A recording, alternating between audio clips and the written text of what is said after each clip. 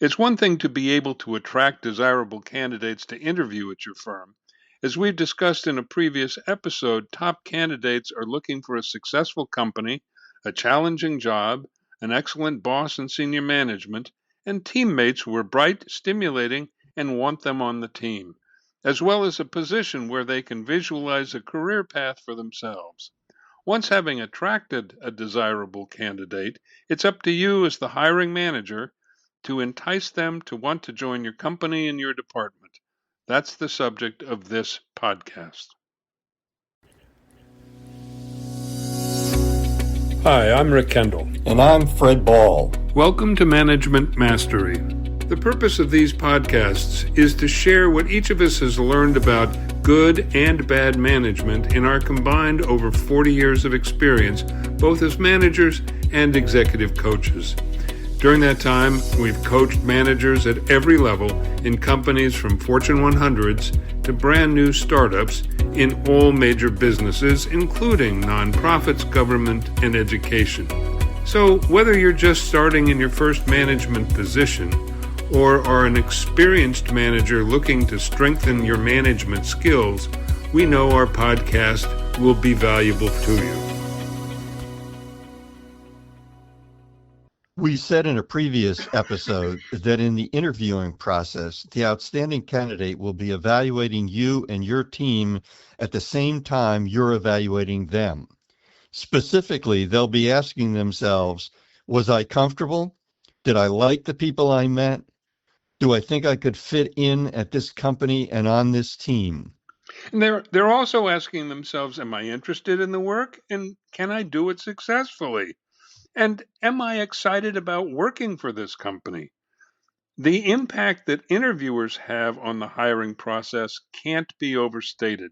In fact, in our experience, it's often a major determinant as to whether a candidate accepts or rejects an offer. Rick, we see that over and over again in the coaching that we do. There's no question that statement's almost worth repeating, that interviewers have a huge impact on the hiring process. Yeah, I can understand that because that's really their first extensive interaction with the people they'll be working with. No question, and they'll be saying, this person could be my boss. Do I think I can relate to them and work for them? Yeah, no, it's very important. Important characteristics of the best interviewers are first, careful preparation.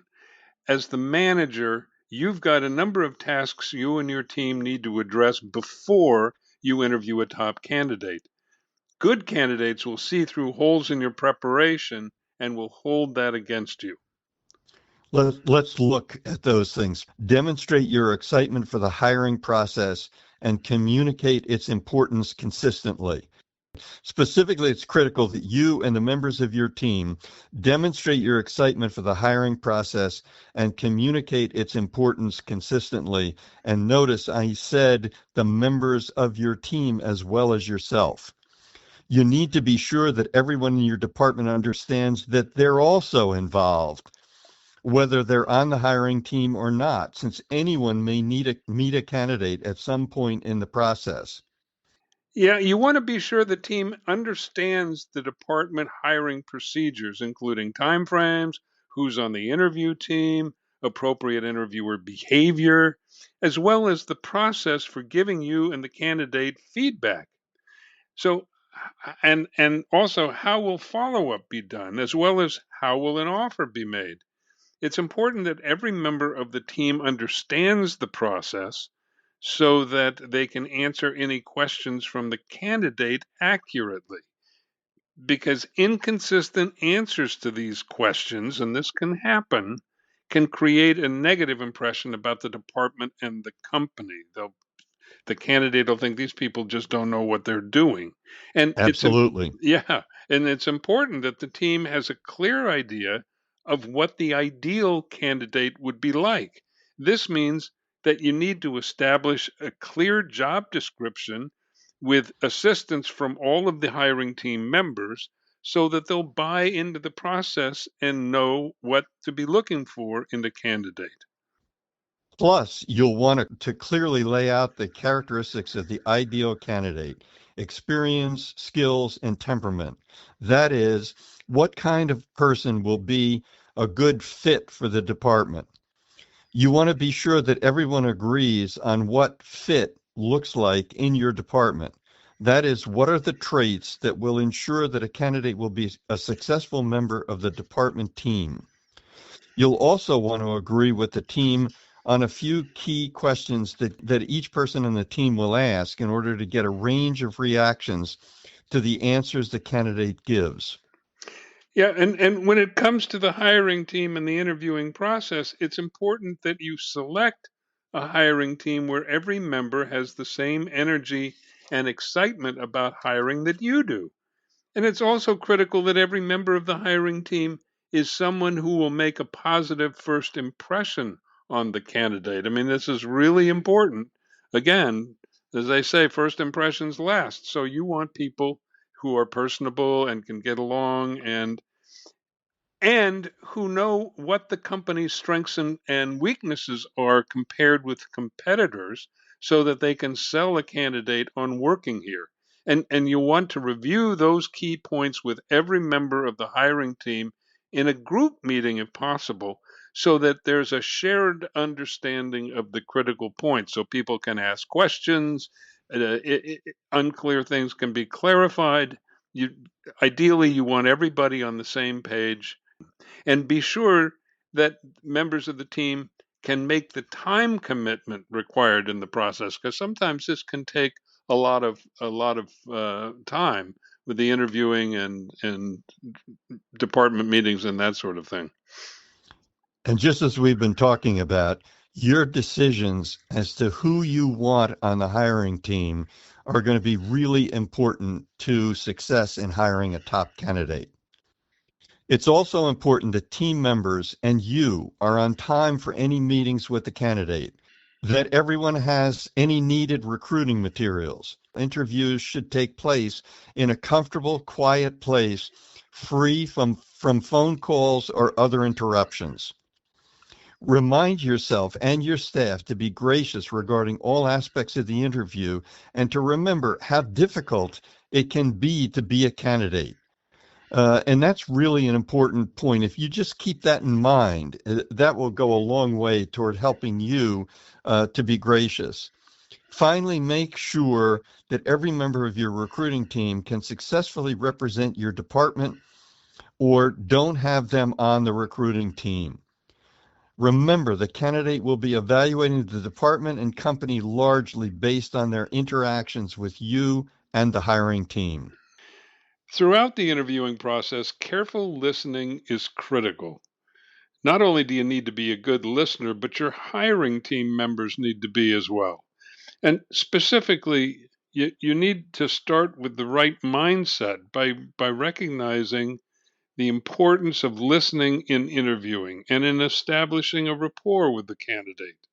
So you want to focus 100% on what the person is saying and not on what your response will be.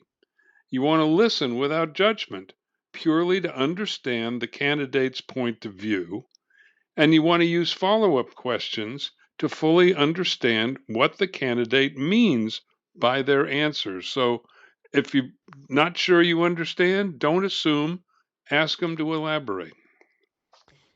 And just make sure that you keep in mind that for young job seekers, respect is absolutely critical, and they will be looking for it at every turn. And the ability to listen is one way to show respect. That's so true. Remember the power of the pause. When you take a pause, it may encourage the person to offer additional information that might not have come up otherwise. And we could give you example after example in our coaching where this kind of thing happens. Sometimes the additional information is positive, sometimes it's negative, sometimes it's neutral. But many times you will learn a different set of information. You want to let the candidate know about your management style, work ethic, and evaluation procedures. Don't hold anything back from them. Part of respect is being open, honest, and letting them know what it would be like if they joined you. And help them understand why working at your company can benefit their career goals. Nothing wrong with doing that. No, not at all. And back on the point about being honest about the company, you don't want to bring people in under sort of false pretenses, because if they're good candidates and they get in and they realize it's not what they signed up for, you'll lose them, and it's much harder to replace them than to get the right person in the first place. A good recruiter can attain the information they need while at the same time understanding the candidate's interests and goals. The challenge is to accomplish both of these objectives in a manner that allows the candidate to relax so that it becomes a challenging but enjoyable conversation. So your goal is to encourage the candidate to let you understand how they think.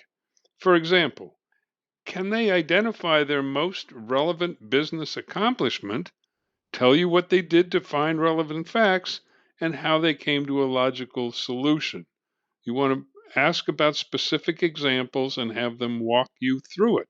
So, can they apply critical and analytical thinking while retaining focus and disregarding extraneous noise?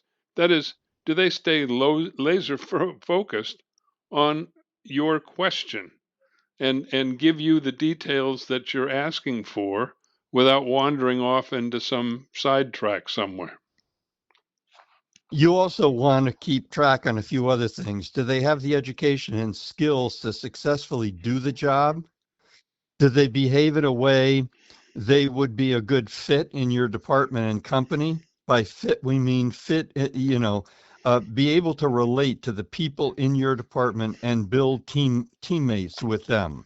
Also, ask the candidate what makes them unique and probe for details. And in some ways, most importantly, does the candidate exhibit passion for the work? So this last set, we're looking for things that you're interested in. In the first part that Rick was talking about, it's finding out what the client's interests and goals are. We've had instances where someone was interviewing, for example, for a marketing position, but all they wanted to talk about was things on the sales side. And ultimately, the hiring manager was smart enough to realize that bringing that person into the marketing side was not going to be successful, and the person was able to refer the candidate to the sales side. In summary, it's one thing to list the characteristics of outstanding interviewers, and it's quite another to successfully land top candidates. It takes preparation of yourself and your staff, careful selection of your hiring team, and an important set of skills, demonstrating character, people skills, listening, being consultative, and negotiating ability. This requires a diverse set of skills on your part. Every manager learns the art and science of good hires by study and experience.